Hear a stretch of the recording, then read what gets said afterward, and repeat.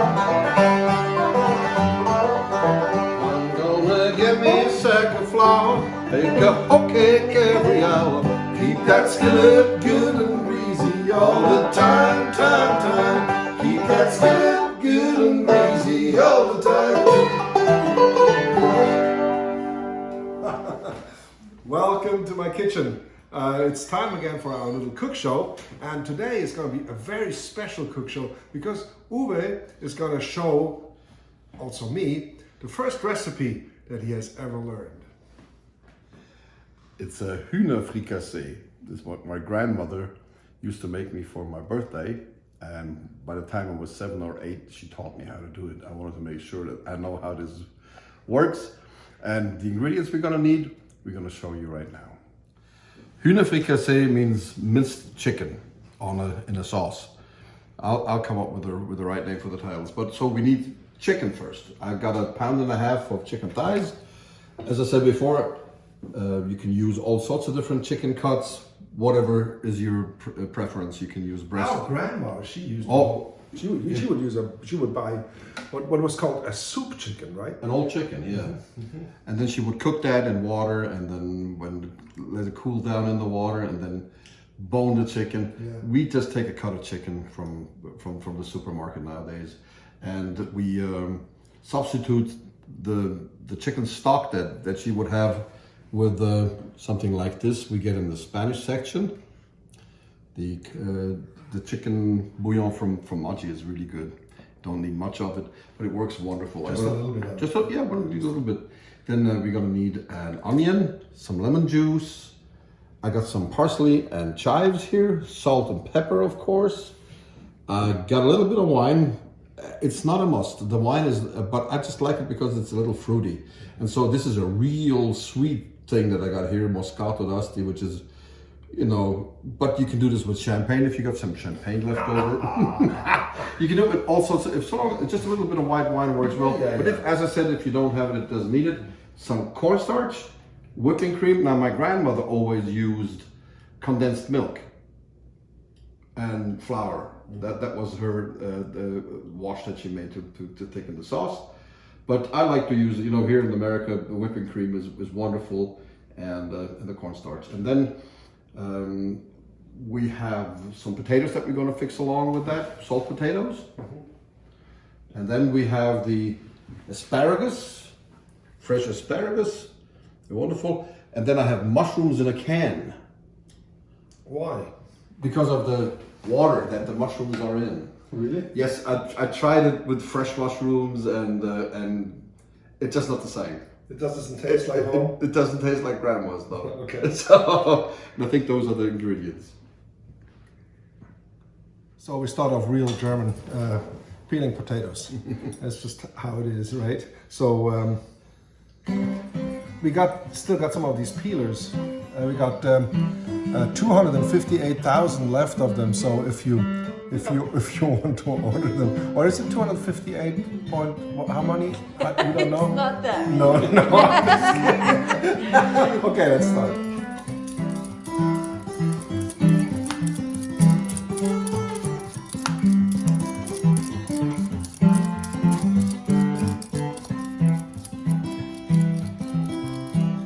Yeah. Oh, these are nice potatoes. Yes. They're good potatoes. Yeah, they're Wonderful. So we're going to make salt potatoes. So I just sort of halve them and quarter them like that. That's nice. That's Very wonderful. I'm going to cut the meat into bits. Now these are wonderful pieces here that I have, and what I'm going to do is little cubes about inch like that. That should be good. I'm going to start with them so I can put them straight into the pan.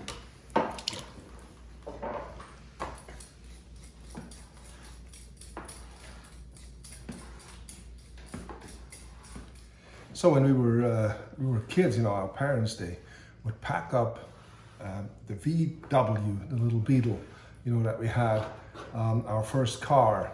And we lived in Switzerland because they had moved to Switzerland in 1962 from northern Germany. And so whenever we could, we would, then have a car. We would go by train first, but then we had a car. It would pack up the little VW, and Uwe and me would, be in the back, and we'd ride up there. And it used to be, like winter and usually Christmas time, or sometimes in the summer, but in the Christmas. And our grandma, she would always be in the kitchen, cooking for this whole group of people.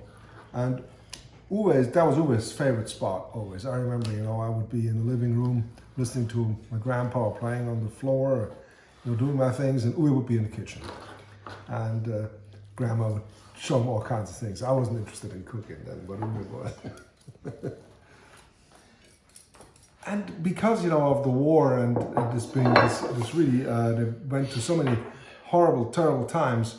After the war, the Americans were so nice, they sent over so many care packages. And so the German popularity, German citizens, they got so used to using food that stays well in cans, like corned beef. We knew a lot of things, from Germany that we didn't know in Switzerland, just because Germans gotten so used to the care packages and also rations that Americans, helped, provide for Germany. And so we grew up with a lot of, actually American food. And it's interesting, first time we ate around here, and we had chicken casserole and things like that. It tasted so much like home. Yeah.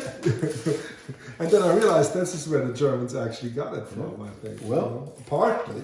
The first cookbook that I had was a cookbook that my grandmother gave me that came with the care packages. And it was really a flimsy print. And she said, "You'll learn the recipes that are in here and you will never starve." It was really amazing. I'm dicing an onion. By the way, I'm using the small knives because I have a little more control over the knife this way. I'm a guitar player, so I don't want to cut myself. And with the big knives, I'm just not, so this is why we use small knives generally, because it's just a little easier to control them. It takes a little bit more time to do. It doesn't look as professional as in some other cook shows, but you know what? I have to play guitar, and Jens has to play banjo. But the thing is, we've seen what Jody done with the chainsaw. But he's healing. He's doing, and yesterday he was proud. He showed a picture on his phone. How his finger looked all cut open. Yes. How does that make you feel? Makes me glad he did not cut off his finger. I'm telling you. Yes. But he's fine. Jody's fine. It's dangerous. It's February, and to eat asparagus in February is kind of strange. But we're in America. They come up, I guess, from California or something like that. What I'm going to do, though, we wash them. I did wash them. Yes. And I put the rubber bands back. Now you can go two ways. If you like a lot of asparagus, you can just peel them. And the Swiss peelers actually work beautifully on them. And you would have to peel off you just lay them flat and let them lay flat down.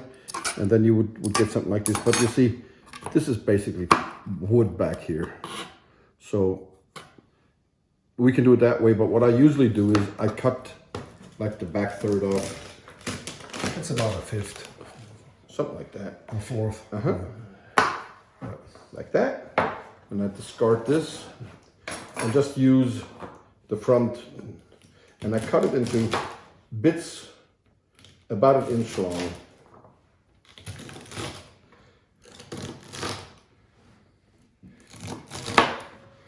And I'll leave a little bit more here in the tips. Okay, so that's all I do to the asparagus. Of course, I rinse the potatoes and put some new water in.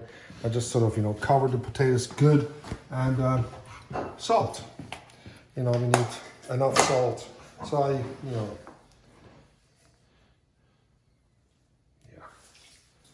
So, looks good. Turn it on. Ready to go. I tried with fresh asparagus, like I said before. Fresh mushrooms, and I like the kiwi because I'm going to use the juice too.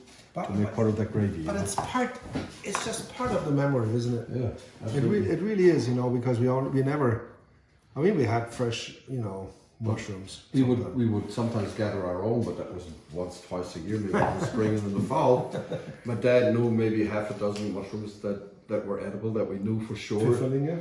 Yes, and you know, it's a bunch of local mushrooms that we had, and we could go to the mushroom control place where we could show our find, you know, but We never did.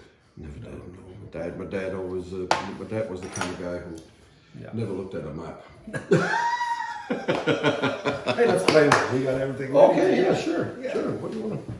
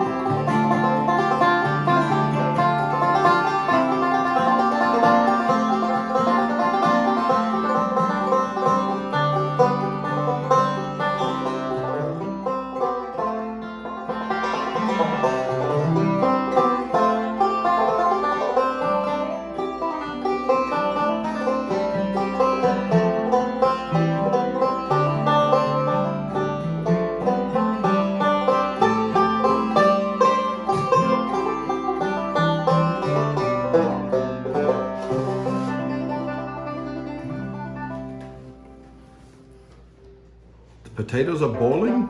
I'm going to start with the chicken fricassee. Turn the potatoes down a little bit.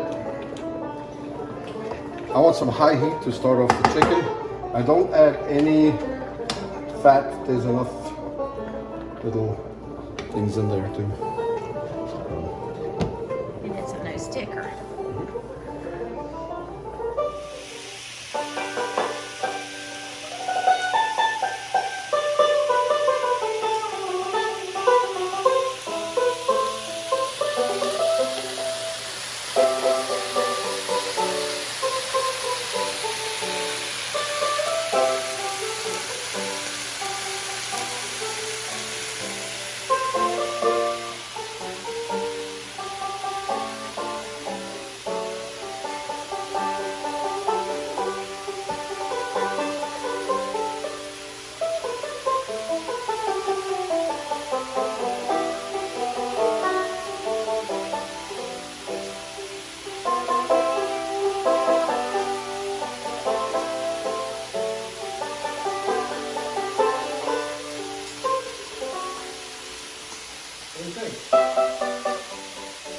the chicken, I let it rest when I cook it like that. I let it rest for a while so it can create a little bit of a caramelization, a little browning before I turn it. It starts to smell good. Let me have a look here. Yeah.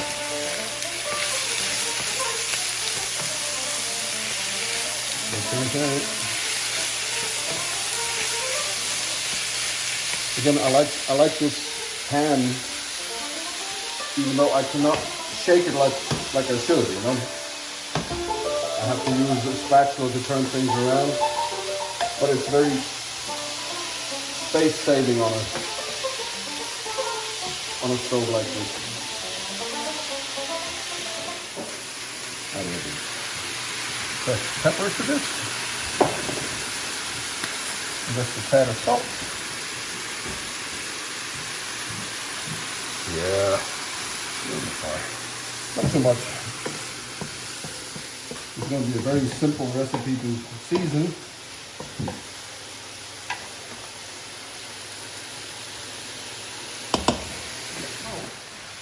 Uwe ordered me to, what did you call it? A wash. A wash. It's like a little whitewash chimney. This whole thing? Yeah. Wow, that's a lot. So, and then cornstarch. Oh, this is still closed. Wow, the whole thing? The whole thing. 1 tablespoon.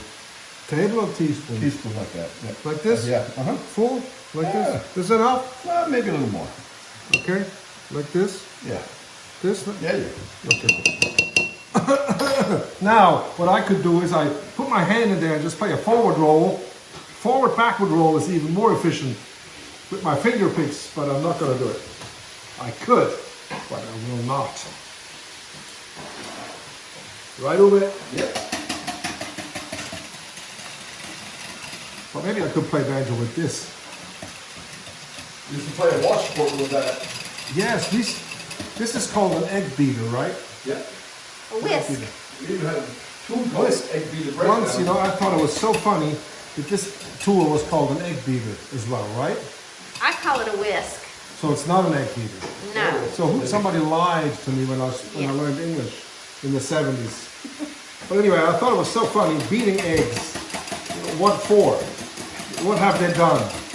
And so I wrote a little tune called Egg Beater Breakdown. It's good? Great. Happy? Good.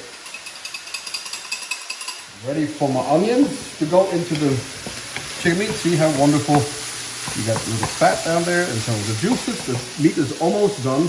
Oh, I have a question. Yes. When do you put the asparagus in? Next. Next? Yeah. But first we let the... You need to spice it a little bit, isn't that right? No, not much. Just a little bit of pepper. You know. Did you put that in? I already put that in there. Oh, okay. I turn the temperature down a little bit so that the onions can cook now. Okay, good. Quiet. Let's play. We could just have a few seconds, so I'm gonna have to keep a watch on Okay, this. we can't potatoes to be kept because they're done. So I'm going to drain them. And he says he wants them back into the pot. And he wants a towel over it. Wait, Jens, let me put some parsley on there. Take a pinch of parsley over him. That's always good for potatoes. First at the towel. No, right? first you have to take it. Ah, really? Yeah. Ah, okay. Another towel and the lid. Bingo. That's it. Bingo. Now, the onions are starting to fall apart. Now we can add our asparagus to the mix.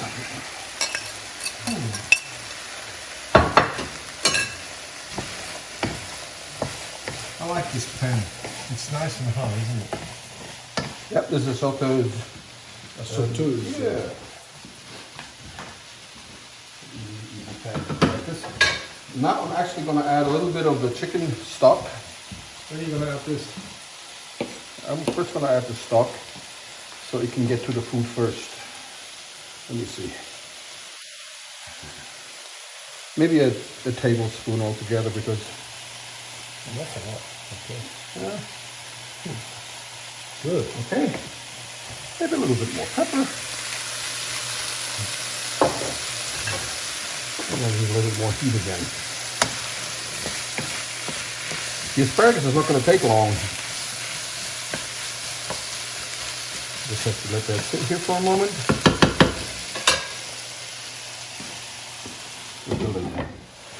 Add a little, about a glass of white wine. Put that in here. Alcohol is going to come off quite quickly. There's not much in it anyway. Try to. I'm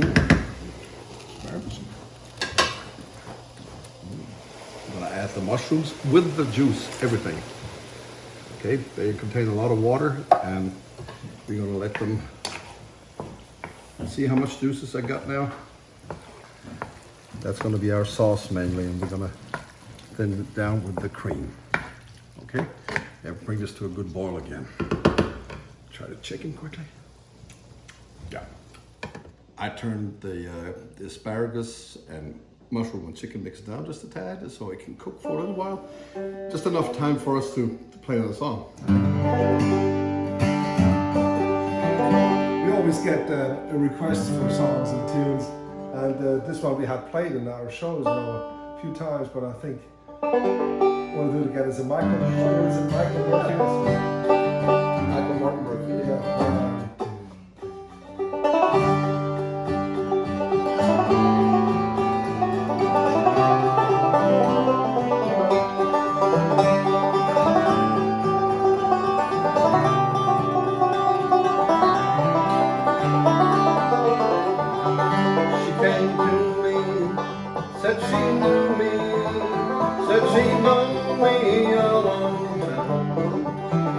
And she spoke of being in love with every mountain she had climbed. And she talked of trails she walked up far above the timberline. There are nights I only feel right with Carolina.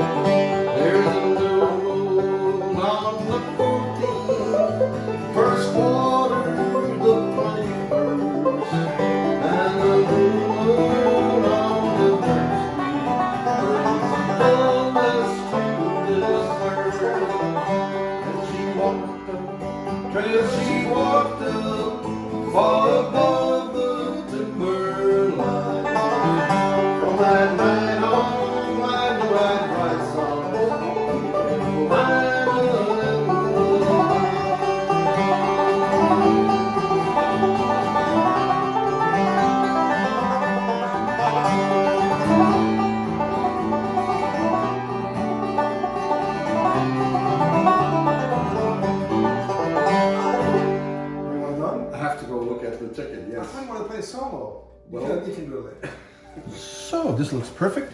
I'm gonna put the wash that Jens created in there. Now the calorie counter goes up. The calorie counter goes up immensely right now. But again, this feeds easily 4 to 6 people. So it's not all that bad, really. So bring that back to a boil. And then we can spice it with our lemon, some more pepper, and maybe put some chives in there. So it's almost done. The sauce has thickened nicely. You can make it thicker, you can make it thinner. I'm gonna add a dash of chives. Again, I use these freeze-dried chives. They're lightly dried. They're wonderful. You can use fresh, of course. I'm probably gonna use the juice of a lemon, half a lemon, maybe just like that, small lemon, which you can do now without danger because, again, the cornstarch is gonna keep it from breaking up. Okay, and for good measure, I'm going to add a little bit more fresh pepper so that's not going to cook away. That's going to be in here. Okay. Smells great. Let me just try a little bit and see how we're doing for salt.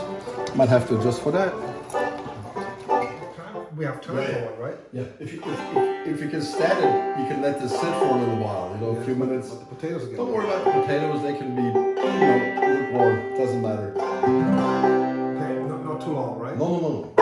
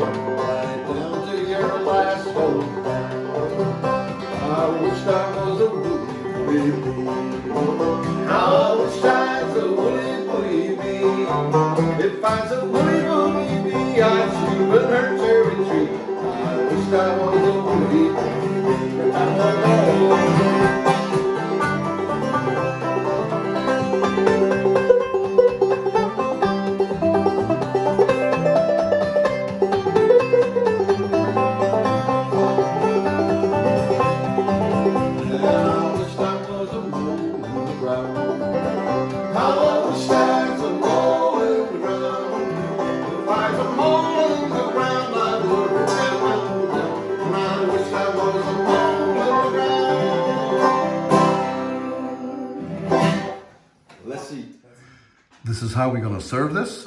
A few potatoes in a deep plate and some of the chicken and asparagus on the side. And like you see, I put the apricots there on the side in a little glass bowl. This looks and smells delicious. A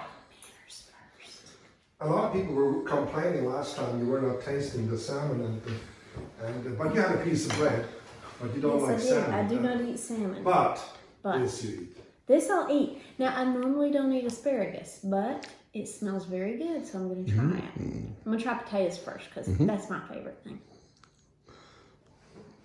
Good. A little bit of that sauce. This looks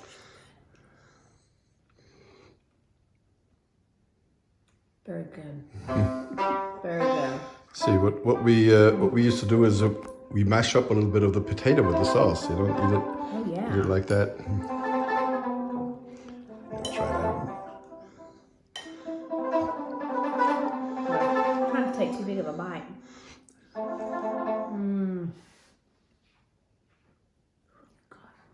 It's pretty good, eh? Mm-hmm. How do we say in Switzerland? Ein guter Miteinander. I call it delicious. That was our grandmother's Hühnerfricassee, the chicken fricassee. I'm gonna come up with a good name for that one day. Well, you never cooked it for me. I never cooked it for you. Never ever, and I never had it actually since we were children. You Well, never ever. Now today is the day. I hope you like it. Well, yeah, I learned it today, so it's good. It's simple enough. It's not too fattening. It's the combination of the chicken and the mushrooms and the asparagus especially. So you see. Okay, good. All right. We'll see you next week. Bye bye. Bye bye.